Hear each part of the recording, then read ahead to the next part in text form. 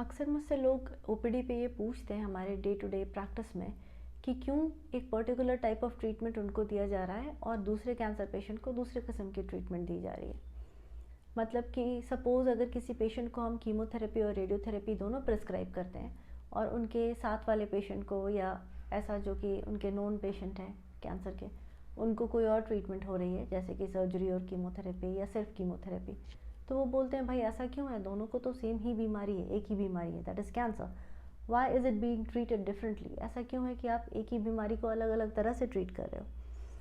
जो लोग medical field से हैं उन लोगों के लिए ये बात काफ़ी ऑब्वियस है कि कैंसर को हम क्यों अलग अलग तरह से ट्रीट करते हैं, लेकिन कॉमन पॉपुलेशन के लिए, कॉमन लोगों के लिए ये बात उतनी ऑब्वियस नहीं है, क्योंकि उनको लगता है cancer is just one kind of disease. सो ऐसा क्यों है कि अलग अलग पेशेंट्स पे अलग अलग तरह का ट्रीटमेंट दे रहे हैं। तो मैं आज इसी क्वेश्चन को एड्रेस करने वाली हूँ अपने टॉक में। सो हेलो एवरीवन, मैं डॉक्टर अमारा हसन हूँ और मैं एक ऑन्कोलॉजिस्ट हूँ।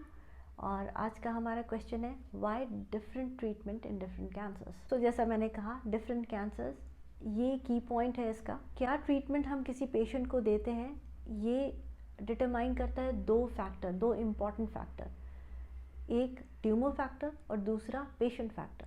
इन दोनों फैक्टर्स की वजह से each and every treatment is a very individualised approach. मतलब किसी एक पेशेंट को हम एक ही तरह से ट्रीट करते हैं, वैसा ही ट्रीटमेंट दूसरे पेशेंट पे एप्लीकेबल नहीं होता है। अब मैं आपको इसको एलैबोरेट करके समझाती हूँ। ट्यूमर फैक्टर क्या होता है? तो this word cancer it's a very generalised term. ये बहुत ब्रॉड अम्ब्रेला टाइप का टर्म है, इसके अंदर सब कुछ आ जाए ऐसा। लेकिन अलग अलग ऑर्गन्स में अलग अलग तरह का कैंसर होता है। सपोज किसी के मुंह में कैंसर हुआ है और किसी के लंग्स में कैंसर हुआ है, दोनों को अलग अलग तरह से ट्रीट करेंगे। तो किस ऑर्गन में कैंसर हुआ है, किस सब टाइप का कैंसर हुआ है और ये कैंसर किस स्टेज में है, उसके ऊपर डिपेंड करता है कि हम क्या ट्रीटमेंट दे रहे हैं। कैंसर के बेसिकली 4 स्टेजेस होते हैं, वो किसी भी ऑर्गन में हो, कोई भी सब टाइप का हो। स्टेज 1 और 2 को हम अर्ली स्टेज कहते हैं और इसमें पेशेंट को क्योर करने की चांसेस बहुत ज़्यादा हाई होते हैं, like 80 to 90% in most of the cancers. So हम इसका ट्रीटमेंट बहुत अग्रेसिवली करते हैं। तो एट टाइम्स स्टेज 1 के पेशेंट्स को या स्टेज 2 के पेशेंट्स को हम 2-3 कॉम्बिनेशन ऑफ ट्रीटमेंट देते हैं और हम कोई चांस नहीं लेना चाहते। स्टेज 3 और कुछ स्टेज 4 को हम लोकली एडवांस कैंसर कहते हैं, इसे भी हम अग्रेसिवली ट्रीट करते हैं। ये भी काफ़ी अच्छा चांस होता है पेशेंट को कैंसर फ्री करने का, लेकिन हमारा मेन एम होता है उसको सर्वाइवल बेनिफिट देने का, मतलब कि उसकी लाइफ को अच्छी खासी प्रोलॉन्ग करने का, लाइक 5 ईयर और 10 ईयर। उसके ही बेसिस पे यही हमारे पैरामीटर्स हैं जानने के कि हम कितना इफेक्टिव ट्रीटमेंट दे रहे हैं पेशेंट को। स्टेज 4 कैंसर को हम मेटास्टेटिक डिजीज़ कहते हैं। स्टेज 4 का मतलब ये होता है कि कैंसर अपनी जगह से, जो उसका प्राइमरी साइट था, सपोज लंग्स में प्राइमरीली पहली बार लंग्स में कैंसर आया था, लेकिन अब वो स्प्रेड करके दूसरी जगह चला गया है, शायद बोन्स में चला गया है या लिवर में चला गया है। इसमें हम क्योर करने के लिए बहुत ज़्यादा उत्सुक नहीं रहते। हमें पता है हमारी लिमिटेशंस, मेडिकल साइंस की लिमिटेशंस, हम इन पेशेंट्स को क्योर नहीं कर सकते कभी भी। सो हम क्या कोशिश करते हैं कि हम पेशेंट को एक कंफर्टेबल लाइफ दें, एक पेन फ्री लाइफ दें और उनकी क्वालिटी ऑफ लाइफ इम्प्रूव करें जब तक वो सर्वाइव करें। तो ये रही बात ट्यूमर फैक्टर की। अब हम आते हैं पेशेंट फैक्टर पे। पेशेंट फैक्टर क्या है? तो पेशेंट की क्या कंडीशन है, हम पेशेंट की जनरल कंडीशन को असेस करते हैं कि उसका न्यूट्रिशनल स्टेटस कैसा है, उसको कोई और बीमारी है कि नहीं, उसके फैमिली का कैसा सपोर्ट है, उसका फिनेंशियल कैपेबिलिटी कितना है, वो कहाँ रहता है, कैंसर सेंटर से कितनी दूर रहता है, वो कितनी फ्रीक्वेंटली कैंसर सेंटर या हॉस्पिटल आ सकता है ट्रीटमेंट लेने के लिए, और कि पेशेंट कंसेंट कर रहा है कि नहीं ट्रीटमेंट को। हमने सब कुछ एक्सप्लेन तो कर दिया पेशेंट को, बट एट टाइम्स ऐसा होता है कि पेशेंट ने सब कुछ सुना और उसने कहा कि नहीं, मुझे ये सब ट्रीटमेंट नहीं लेना है। तो अगर वो सारी बात सुनने समझने के बाद भी कंसेंट नहीं दे रहा है, कह रहा है कि नहीं, I am opting out of the treatment, तो हमें इस बात का भी रिस्पेक्ट करना होता है।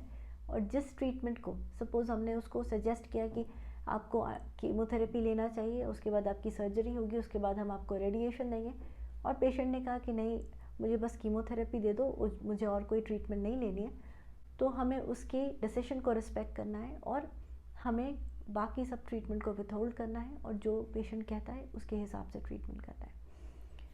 सो ये दो इम्पॉर्टेंट चीज़ें हैं जिसको लेकर हम ट्रीटमेंट प्लान करते हैं किसी भी पेशेंट का। सो कैंसर का ट्रीटमेंट प्लान करना एक बहुत कॉम्प्लेक्स प्रोसेस है और एट टाइम्स हम अकेले केपेबल नहीं होते हैं वो डिसीजंस लेने के लिए।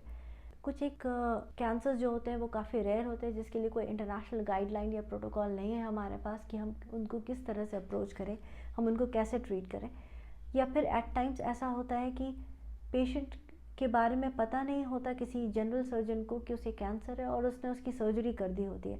वो सर्जरी कंप्लीट नहीं है, उसको कैंसर के हिसाब से उसकी सर्जरी नहीं हुई, उसको बस जनरल सर्जरी की तरह सर्जरी हो गई। सपोज़ किसी का गॉल ब्लैडर स्टोन था, उसको पेन हुआ और सर्जन ने गॉल ब्लैडर निकाल दिया, बायोप्सी की, पता चला गॉल ब्लैडर में कैंसर है। अब हम उसके बारे में क्या करें? ये सब ग्रे एरियाज़ हैं जिसकी वजह से हम अकेले डिसीजन नहीं ले पाते एट टाइम्स। तो हम क्या करते हैं कि हम उस केस को एमडीटी में प्रेजेंट करते हैं और पेशेंट रिलेटिव को कहते हैं कि आपको कुछ दिन वेट करना पड़ेगा इससे पहले कि हम एक ट्रीटमेंट प्लान आपको बताएं। अब ये एमडीटी क्या होता है? सो एमडीटी का फुल फॉर्म होता है मल्टी डिसिप्लिनरी टीम, और ये मीटिंग्स हर बड़े कैंसर सेंटर पे होती है, या तो डेली या तो वीकली। इन मीटिंग्स में कुछ 5-6 स्पेशलिस्ट डॉक्टर एक जगह जमा होकर किसी केस को डिस्कस करते हैं और उसके ऊपर डिसीजन लेते हैं। इन मीटिंग्स में एक मेडिकल ऑन्कोलॉजिस्ट होता है, एक सर्जिकल ऑन्कोलॉजिस्ट होता है, एक रेडिएशन ऑन्कोलॉजिस्ट होता है, एक रेडियोलॉजिस्ट होता है, पैथोलॉजिस्ट होता है, एट टाइम्स पल्मोनोलॉजिस्ट होता है। ये सारे डॉक्टर्स मिल करके डिसाइड करते हैं कि क्या ट्रीटमेंट अप्रोच बेस्ट रहेगा किसी पेशेंट के लिए, और इन सब ट्रीटमेंट डिसीजन में पेशेंट को प्रायोरिटाइज करके डिसाइड किया जाता है। जैसे कि सपोज़ अगर मैंने कोई डिसीजन ले लिया है और मैं बहुत अग्रेसिव ट्रीटमेंट करना चाह रही हूँ और पेशेंट का जनरल कंडीशन उतना अच्छा नहीं है कि हम उसको बहुत अग्रेसिवली ट्रीट करें, तो मेरे साथ बैठा एमडीटी मीटिंग में जो डॉक्टर होगा वो मुझे करेक्ट कर सकता है और मुझे समझा सकता है कि see we have to prioritize the interest of the patient first. इसलिए नहीं इसे अग्रेसिवली ट्रीट कर देना चाहिए क्योंकि हम चाहते कि मेरा एक और पेशेंट ठीक हो जाए। हमें पेशेंट का पर्सपेक्टिव पहले देखना है। यानी मल्टी डिसिप्लिनरी टीम मीटिंग्स में ट्रीटमेंट डिसीजन की ट्रांसपेरेंसी भी काफ़ी मेंटेन होती है। हम बायस नहीं हो जाते ट्रीटमेंट डिसीजन लेते हुए, हर चीज़ें अच्छे से डॉक्यूमेंटेड होती हैं। तो अगर आपको आपके डॉक्टर ने कहा है कि अभी हम इस वक्त ट्रीटमेंट का डिसीजन नहीं ले रहे हैं और हमें कुछ समय लगेगा डिसीजन लेने के लिए, तो आपको थोड़ा समय देना चाहिए अपने डॉक्टर को, अपने डॉक्टर के ऊपर भरोसा रखना चाहिए, और थोड़े दिन के बाद जब वो आपको ये ट्रीटमेंट प्लान बताएं तो आपको सोच समझकर अच्छे से उसके ऊपर कंसर्न देना चाहिए। इट्स ऑल अबाउट क्यों अलग अलग तरह के कैंसर पेशेंट्स को हम अलग अलग तरह से ट्रीट करते हैं। And if you like this video, please press the like button and please subscribe if you haven't subscribed yet, and please share the video. Thanks a lot.